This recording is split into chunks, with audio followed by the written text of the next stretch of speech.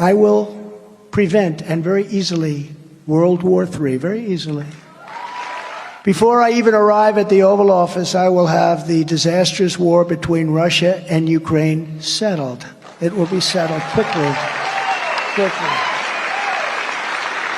I will get the problem solved, and I will get it solved in rapid order, and it will take me no longer than one day. I know exactly what to say to each of them. I got along very well with them. Not happy with what Putin's doing. He's killing a lot of people. I don't know what the hell happened to Putin. I've known him a long time, always gotten along with him, but he's sending rockets into cities and killing people, and I don't like it at all, okay? And Trump followed that up with a post online saying Putin has gone absolutely crazy. He's needlessly killing a lot of people and not just soldiers. Now, Trump also criticized Ukrainian President Volodymyr Zelensky, saying he's doing his country no favors by talking the way he does. Everything out of his mouth causes problems. We could have woken up to the news this morning that Vladimir Putin is dead. Here's why we didn't. Last night, a Russian military officer said that Putin's helicopter was allegedly the target of an assassination attempt by Ukraine. He told RBC News that while Putin was visiting the Kursk region, his helicopter was in the epicenter of a Ukrainian drone strike. However, he claimed that Russia's air defense systems intercepted the drone and destroyed it before it could reach the president's flight path. And while Ukraine themselves haven't verified yet if this is true, following that alleged incident, yesterday Russia launched its largest aerial assault on Ukraine since the invasion began, resulting in at least 14 civilian deaths and numerous injuries. Now, Trump was pissed about this. He said, and I quote, "Putin has gone absolutely crazy," and repeated multiple times that he doesn't know what has happened to him since they've always had a good relationship. Shalom, Israel. First and foremost, I would like to give all praises, honor, and glory to Yahweh, Bahashem, Yahweh Shai, Bahashem, Rakah, Quadash, and the sincere salutations to the hopeful elect, and also a healthy shalom to the few Akwath who are listening and learning. Lord's willing, this lesson be edifying. So today I want to touch on this article from NPR, which is entitled, "Russia Hits Ukraine with the Largest Drone and Missile Attack of War So Far." And this is what President Trump is referring to by Putin has gone crazy. He's lost his mind with this current attack that he has done towards Ukraine. You know, the largest attack so far, killing innocent civilians. And Trump can't fathom why Putin would do something like this. Well, obviously, if there's an assassination attempt on your life, it's going to drive you to do some crazy things. And this is exactly why Putin responded the way he did. Putin knows that Ukraine is a proxy war of America. He knows that America is aiding Ukraine as far as sending them aid, which includes weaponry, money, intel. Because if you remember correctly,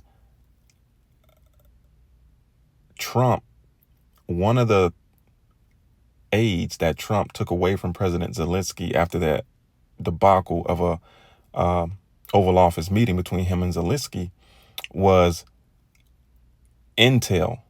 All right. He took away satellite intel. So basically, Ukraine was fighting blind. They didn't know where targets were, and it was leaving them out to dry. So Putin knows if there is an attack on his life, he knows that America, President Trump, they all had something to do with it. It's plain and simple. So Trump wants to act like, oh, I don't know what's going on. He knows exactly what's going on. Hey, and matter of fact, let's grab a couple precepts. This is Revelation chapter 9 and verse 12. It reads, "One woe is past." Woes meaning destruction. Woes representing world wars. So one woe is past, and behold, there come two woes more hereafter. So this is biblical what's taking place. The scripture is telling you that one world war has passed, and there's going to be two more world wars after World War I. Now let's get Revelation chapter 11 and verse 14. It reads, "The second woe is past, and behold, the third woe cometh quickly." Right, the third world war cometh quickly. All right. And this third world war is going to be between the world superpowers, America and its with its NATO allies against Russia and its BRICS allies, Iran, China, North Korea, so forth and so on. This is going to happen whether you people believe it or not, whether Trump wants it to happen or not. OK, so let's get a little bit into this article. It reads, a massive Russian drone and missile attack targeted the Ukrainian capital, Kyiv, and other regions in the country for a second consecutive night, killing at least 12 people and injuring dozens, officials said early Sunday. The scale of the onslaught was stunning. Russia hit Ukraine with 367 drones and missiles, making this the largest single attack of more than 3 years long war, according to Yerly, a spokesperson for Ukraine's Air Force. In all, Russia used 69 missiles of various types and 298 drones, including Iranian drones, Shahed drones, he told the Associated Press. It was the most massive strike in terms of the number of air attack weapons on the territory of Ukraine since the beginning of the full-scale invasion in 2022. All right.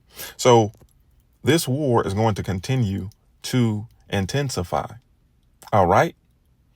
And all the talk and bravado President Trump had when running for office, saying that he could stop this war in one day, soon as he's in the office, he's buddy with Putin. That was all bullshit, man. It was all bullshit. And even if he wanted to, he couldn't. This is Ezekiel chapter 38 and verse 1. All right, because this assassination attempt has put the battery in Putin's back. Okay, he's done with the negotiating. Okay, he's done with all the fake bullshit and pleasantries.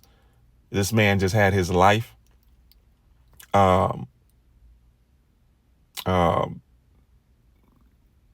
almost taken away. So now you're about to see things get real. All right. Things are about to get real. Matter of fact, let's get this. This is Proverbs chapter 21 and verse 1. Salakia. This is what I wanted. 1 Thessalonians chapter 5 and verse 3. For when they shall say peace and safety, then sudden destruction shall cometh upon them. As travail upon a woman with child, they shall not escape. Right. Peace and safety, peace and safety. Yeah, as soon as I'm in the Oval Office, I'm going to stop this war. I'm going to get on the phone with Putin. Everything is going to be A-OK as long as good old Trump gets in that Oval Office. Right? Peace and safety.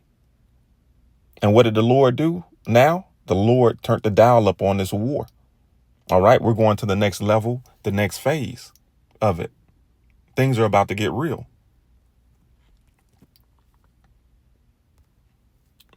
So this is Ezekiel chapter 38 and verse 1. It reads, and the word of the Lord Yahweh came unto me, saying, Son of man, set thy face against Gog, the land of Magog, the chief prince of Meshech and Tubal, and prophesy against him. Right. Speaking of Russia. All right. And say, thus saith the Lord, power, behold, I am against thee, O Gog, the chief prince of Meshech and Tubal. Right. Because Russia, the Russians are just a means to an end. So even though the Lord is going to put the spirit on them to destroy America, Babylon the Great, to wipe it off the map, the Heavenly Father is not with the Russians. Okay? It reads, and say, thus saith the Lord, Yahweh power, behold, I am against thee, O Gog, the chief prince of Meshech and Tubal, and I will turn thee back and put hooks into thy jaws. Right. That's what the Heavenly Father is doing right now. He's turning Putin and Russia back from that old peace and safety spirit. Okay, that whole come to the table and let's negotiate, let's bargain. Okay, because we're all afraid of mutually assured destruction. Nah, to hell with that. The Heavenly Father is putting hooks into the Russian jaws and putting them in that old Cold War spirit, that old USSR spirit. Okay? When Russia was in all its power and glory. That's exactly what the Heavenly Father is doing. And what has the Heavenly Father done? He put the spirit on them to take an assassination attempt on this man's life. And the Lord is the one that has done this. It says, and I will turn thee back and put hooks into thy jaws. And let's grab, what do I want? Proverbs chapter 21 and verse 1. It says, the king's heart is in the hand of the Lord Yahweh. Right. Your heart is your lab, meaning your mind. So it says the king's heart is in the hand of the Lord Yahweh. As the rivers of water, he turneth it whithersoever he will. Right. So the Heavenly Father dictate and control the kings of the earth's movements and decisions. Okay. So now he has put the spirit on Putin to say, fuck America, man. They tried to take me out. Well, let's get it. So it says, Ezekiel 38 and 4, and I will turn thee back and put hooks into thy jaws, and I will bring thee forth, and all thine army horses and horsemen, all of them clothed with all sorts of armor, even a great company with bucklers and shields, all of them handling swords. Persians, which are the Iranians, Ethiopians, and Libyans, with them, all of them with shield and helmet. All right. And this is what's taking place. All right. Russia is preparing to become a guard unto the rest of these nations. OK, to be their number one sword against what? That whore, America, Babylon the Great. It says, Gomer and all his bands, the house of Togarmah of the north quarters, and all his bands, and all many people with thee. Be prepared and prepare for thyself, thou and all thy company that are assembled unto thee, and be thou a guard unto them. Right. Russia's going to be that guard to all these other nations against the big bad whore, America, man. And that's what's taking place. So things are getting ready to heat up, man. Things are getting ready to heat up. So Lord's willing, I got my point across, and we kept it short and straight to the point. Lord's willing, this was edifying. Shalom, Israel. Wa abad babal.